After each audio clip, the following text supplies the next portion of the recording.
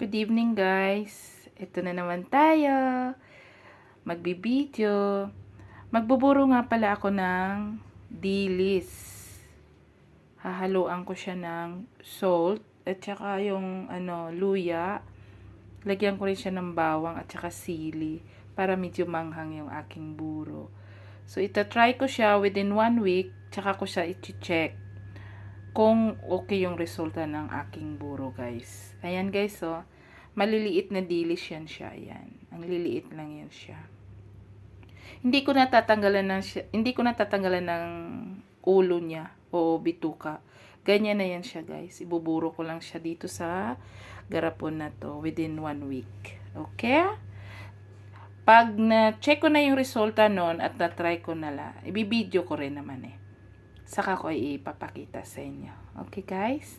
Bye for now! Ito siya guys, yung halo ko sa buro kong isdang dilis. Ayan siya guys. At saka itong salt. Yan. Di lahat yan ha. Tatamtaman lang. We'll see kung yung mga ilan ang magagamit kong salt yan. Ito na siya guys. Lalagyan ko siya ng salt. Ayan. Tatamtaman lang ang salt niyan. At saka ito yung mga halo. Ayan guys. Ihalo ko siya dyan. Ganyan lang. Ganyan ang magburo. Tapos, saka ko siya haluin ng ganyan. Dandahanin nyo lang ha, kasi pag inano nyo, baka madurog yung binuburo ninyong isda. Dandahanin nyo lang para mahalo yung salt. Yun. Tsaka pag nagtubig siya, tanggalin nyo yung tubig. Or, try nyo muna tikman kung tama yung lasa. Okay?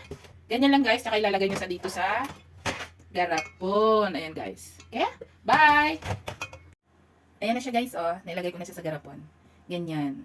Okay? Bye! Ito na siya guys. Lalagyan ko siya ng salt. Ayan. Tamtaman lang ang salt niyan. At saka, ito yung mga halo. Ayan guys. Ihalo ko siya dyan. Ganyan lang. Ganyan ako magburo. Tapos, saka ko siya haluin ng ganyan.